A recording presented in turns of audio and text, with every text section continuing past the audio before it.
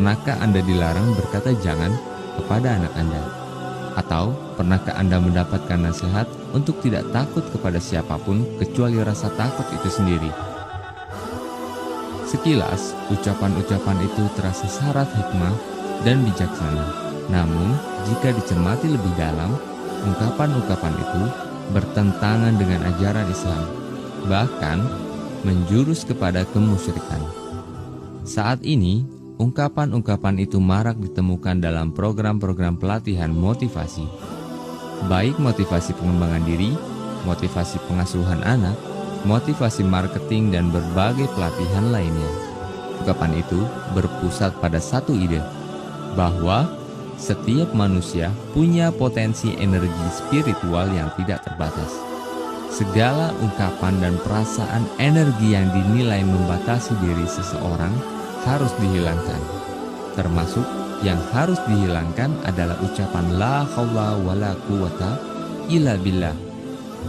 Tidak ada daya upaya kecuali dari Allah, yakni ungkapan ketidakberdayaan seseorang hamba kepada Allah.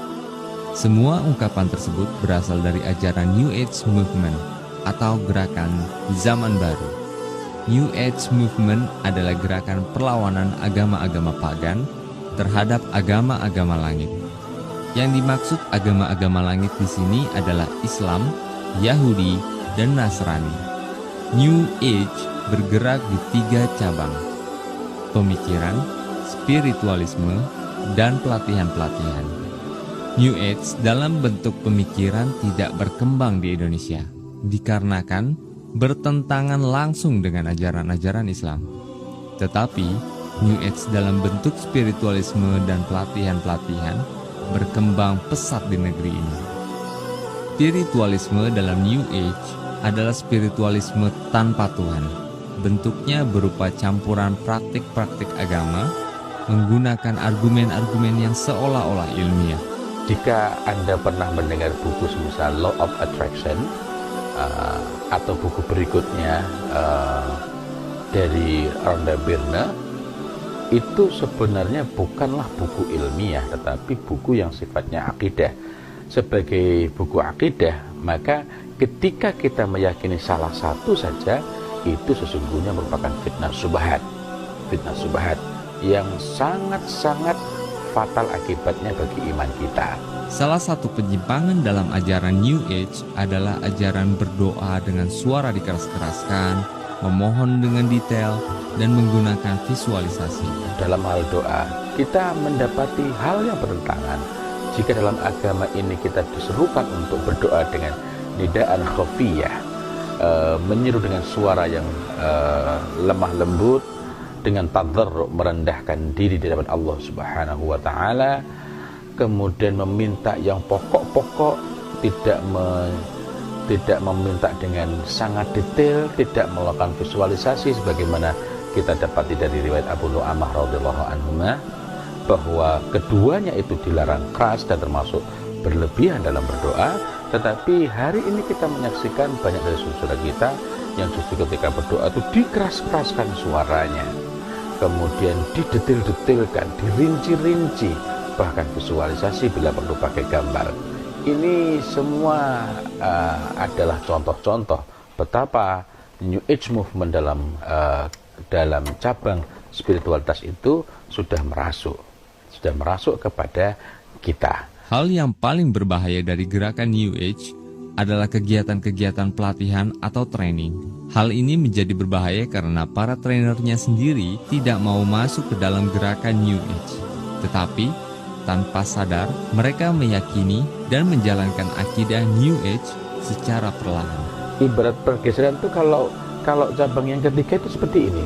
Nah, ini akan bergeser terus, sehingga orang nggak merasa bahwa dia sudah berbelok demikian jauh, padahal sesungguhnya dia sudah melenceng sedemikian jauh. Nah, kalau sudah sampai sedemikian jauh, inilah hal-hal yang mengejutkan, hal-hal yang mengagetkan bisa terjadi. Contohnya yang sangat sulit kita bayangkan sebelumnya adalah fitnah yang menimpa Salah Ar-Rasyid. Salah Ar-Rasyid ini Kuwait dia hafal Quran, ilmu dinnya cukup bagus. Artinya cukup bagus itu dia bisa menjadi imam di sana, itu bukan persoalan yang mudah. Kalau kita mendengar merotalnya itu kita bisa kaget itu, Masya Allah. ووجوه يومئذ عليها غبرة ترهقها قترة أولئك هم الكفرة الفجرة. Tetapi itu dulu. Nah, dia kemudian taghayyur, mengalami perubahan iman dengan pintu awalnya adalah NLP. كن ما تشاء حكم القضاء أن الذي تنويه كان. Dr. Shalih Ar-Rasyid itu sangat yakin ada energi positif, ada energi negatif.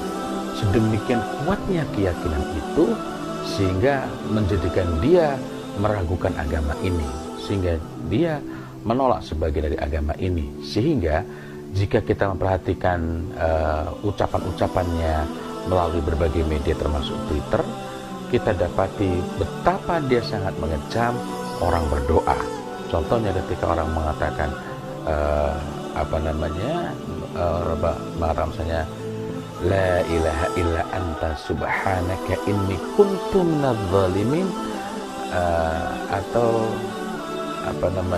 doa-doa yang serupa dengan itu, atau mengucapkan la haula wala quwata illa billah, itu dianggap sebagai energi negatif. Nah, bermula dari keyakinan ada energi positif, energi negatif, dia sampai pada tingkat meragukan agama ini meskipun status resminya masih muslim. Saya tidak tahu kenapa tidak ada tahdzir terhadap Dr. Shalih Ar-Rasyid ini.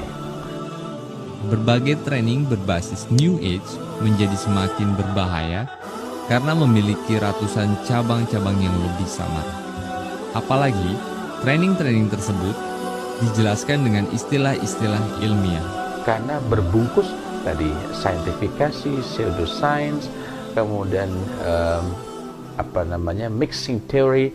Mixing theory itu ada teori ini campur teori ini, campur teori ini, seakan-akan itu kombinasi.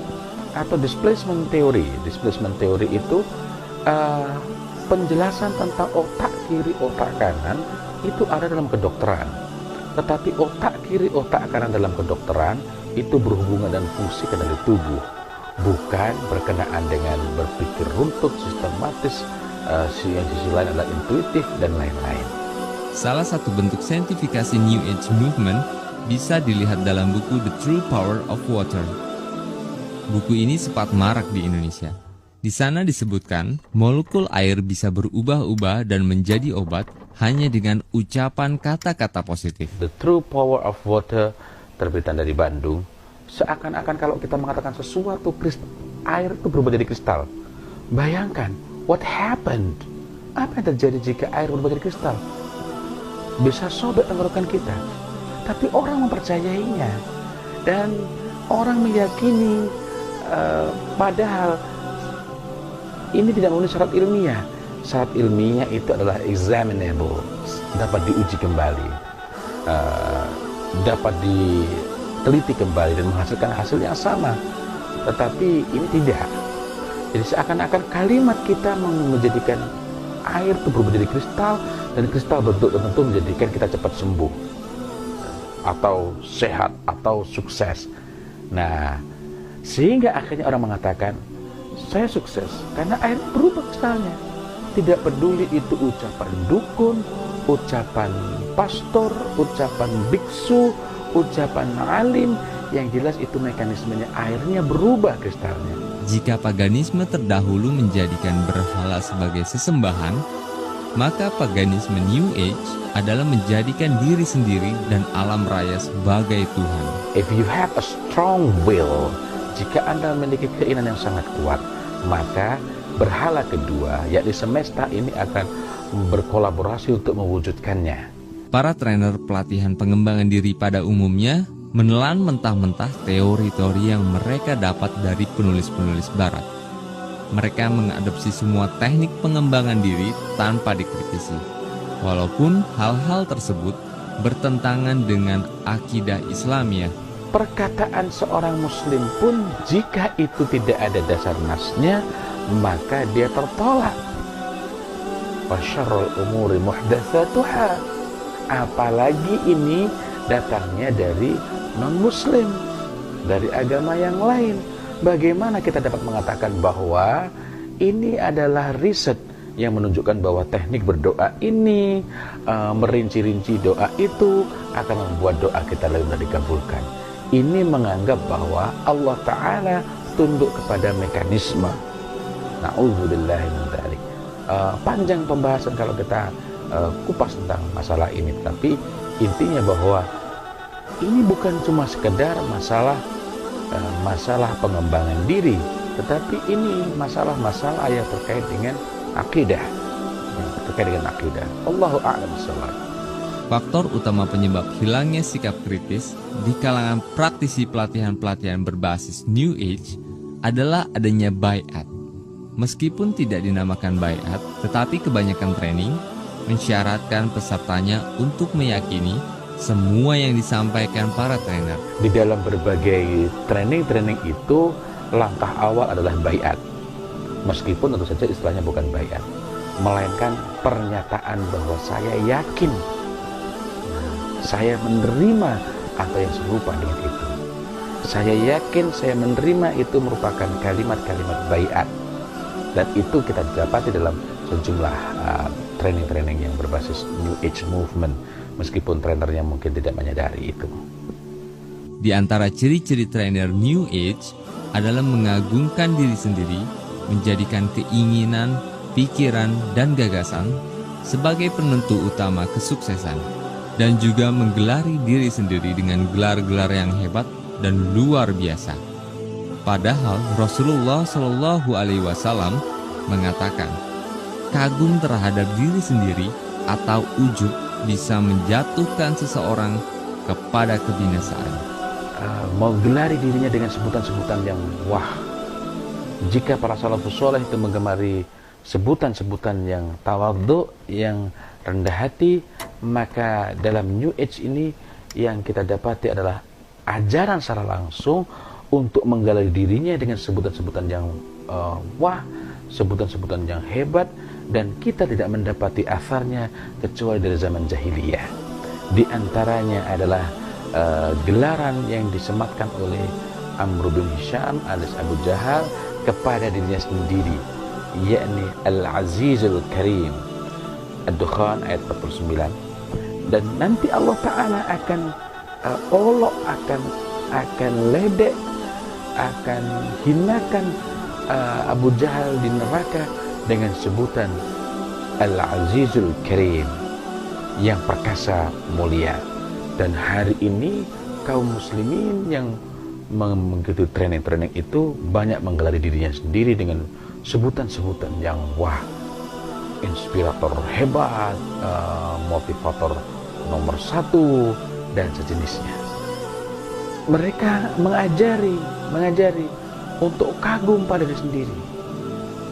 Jika Anda yakin bahwa Anda itu hebat, dan Anda semakin yakin bahwa Anda hebat, Anda kagum dengan diri Anda sendiri, orang lain pun akan sama. Padahal Rasulullah SAW katakan 3 perkara yang binasakan, yang ketiga itu adalah ujub. Pada akhirnya, New Age Movement dengan segala prakteknya bukan sekedar berbeda dengan Islam, tetapi juga bertentangan, bahkan lebih jauh lagi bisa membawa kepada kekufuran. Kita nanti juga melihat misalnya dalam training love and self discovery, tertawa dan penemuan diri. Di situ ditekankan bahwa jika Anda ingin berhasil, jika Anda ingin sukses, jika Anda ingin bahagia, maka Anda harus melepaskan diri segala rasa takut, termasuk takut Tuhan. Teknik pokoknya adalah banyak tertawa. Semakin Anda banyak tertawa, Anda makin bahagia. Semakin banyak tertawa, Anda akan semakin menemukan diri Anda. Semakin banyak tertawa, Anda akan semakin hebat. Padahal Rasulullah SAW ingatkan kepada kita bahwa banyak tertawa itu mematikan hati. di sini kita sekali lagi melihat bukan sekedar berbeda, tapi bahkan bertentangan. Apa yang di sini diserukan sebagai jalan yang baik dan hebat, justru dalam agama ini hal yang diserukan untuk